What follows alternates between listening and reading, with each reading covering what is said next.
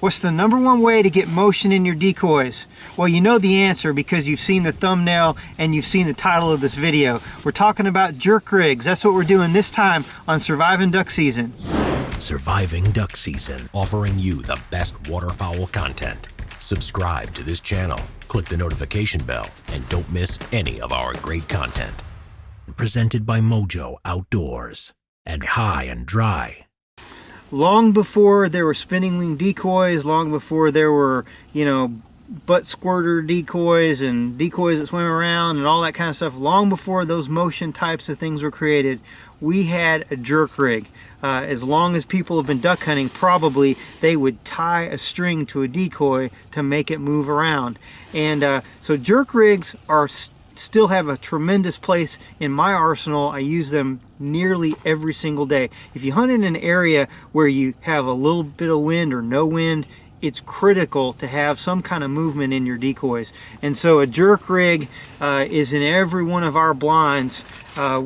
We have some permanently rigged ones, and then we carry a jerk rig with us most of the time as well. And so on this video, I'm going to show you some tips, ways that you can do a jerk rig, the ways that I've seen it work very, very well for me.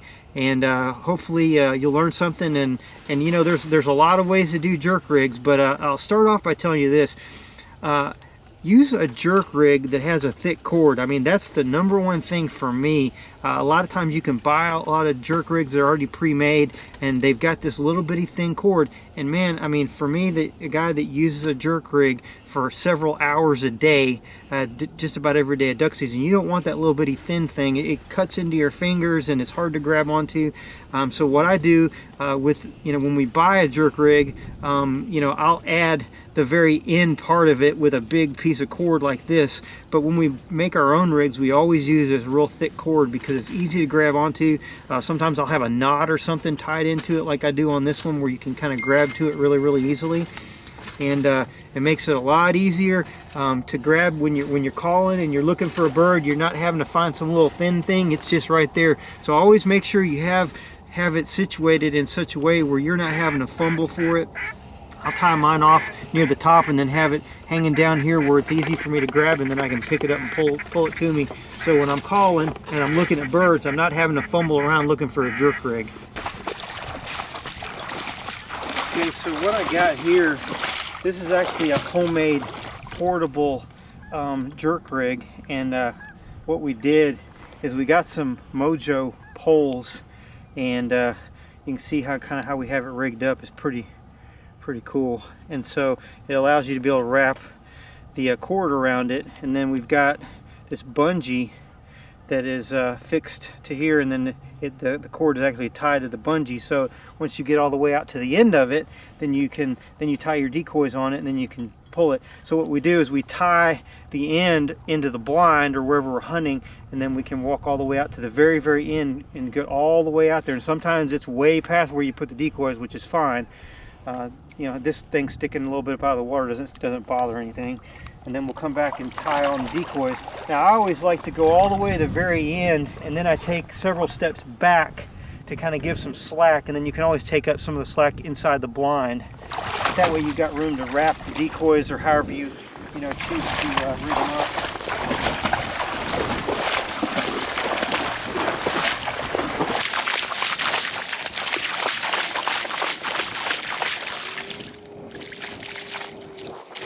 So here's kind of how we've got this rig down here. So kind of got this tied, and then there's a zip tie that kind of puts the bungee cord together there so it doesn't come loose.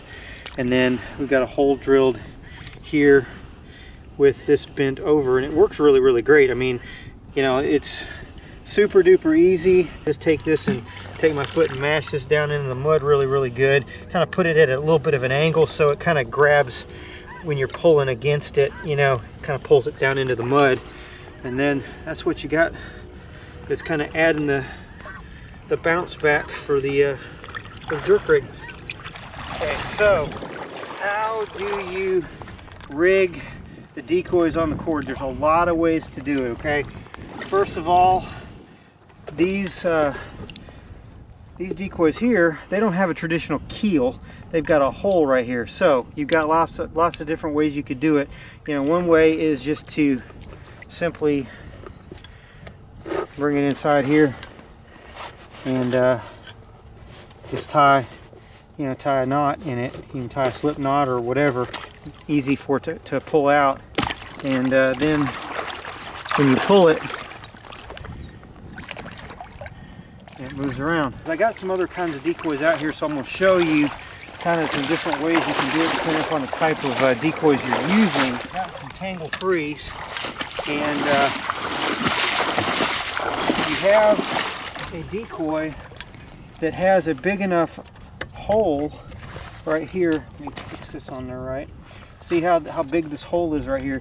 If you have the one that's big enough, this is to me the quickest and the best way to rig a decoy on a jerk cord is you double that up and put it in there like that, and then go to the back and then just pull it tight like that. I mean, it's super duper duper easy, and it gives you plenty of play in the decoy. When you pull it, you kind of have to get all the way back and pull it from the blind. You'll see what I'm talking about, but it works really, really well. Now, this particular decoy doesn't have a very big hole, as you can see, so I can't fit, you know, the cord. It won't double up and go in there. It won't get in any of these. So you could drill it out, or you can put it on there another way. And so I've seen all across the board different ways that guys will rig. I mean, I've seen guys, you know, wrap them around the head, and then that way it kind of helps them pull them in the water. That's all fine and dandy. You know, honestly, I just do this, wrap it around a couple of times, and then twist it without getting it wrapped up in the decoy cord, and then it'll hold just perfectly. You just got to wrap it 2 or 3 times on there, and then, yeah, as you can see the play that you get with all the different decoys, and a lot of ripple on the water.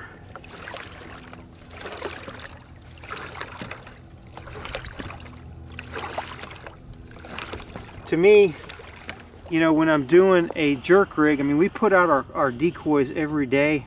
We don't leave decoys out. So, you know, for me, it's like, what's the quickest way I can put them on, and then what's the quickest way I can take them off, and I'm not out there having to jack with a bunch of junk. So everything I try to do, I'm trying to make it easy on myself, and so that's what I'm trying to share with you guys, how I do it.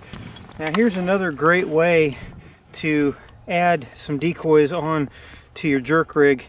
These little connectors right here, pretty ingenious little deals here. They go very, very simple. You just put it on your decoys. I like to use several butt-up decoys because they get a lot of movement, and all you do is put it right here, clamps right on. It's like super duper fast, and it works great. I tend to favor these more for these kind of decoys than I do for like a regular size decoy, because I feel like that I don't get quite as much movement on the bigger decoys as I do when I use it just on these little butt ups. And so that's why I don't have these on all of my other decoys that I might use on a jerk rig. I'm gonna actually put this one further out a little bit.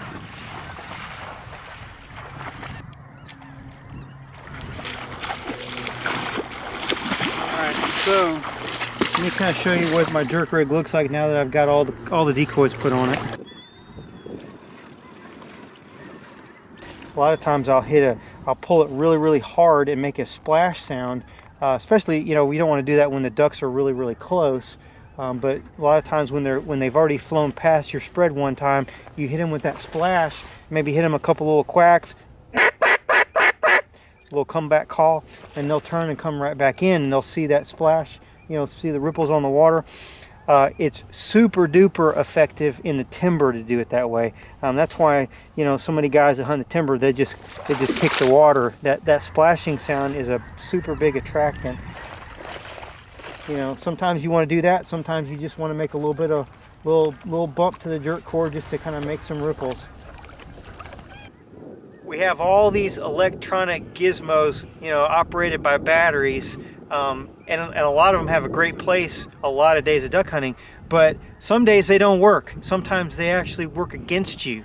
But a jerk cord, I can't ever say that a jerk cord has ever hurt me in hunting. And it's probably one of the cheapest things, if not the very least expensive thing you can do to add motion to your decoys. So don't be afraid to say, oh, all I got's a jerk cord. Man, I'll tell you what, if all you can afford is a dozen decoys and a piece of string and a stick, you got a jerk rig, you know, in a small set of decoys, and you can definitely shoot ducks doing that. I've done it all my life. And so hope this has helped you out. Let me know in the comment section below if you've got any questions about jerk rigs. I've got a lot more ideas that I'm going to be sharing on future videos, some advanced jerk rig techniques and that sort of thing. But if you've got some of your own, I'd love to hear them. Post those in the comment section below as well. And make sure you check out some of our other content. We've got some cooking videos. We've got some other tips and tactics videos, as well as some great duck and goose hunting. Until next time, I'm Joel Strickland. Good hunting and God bless.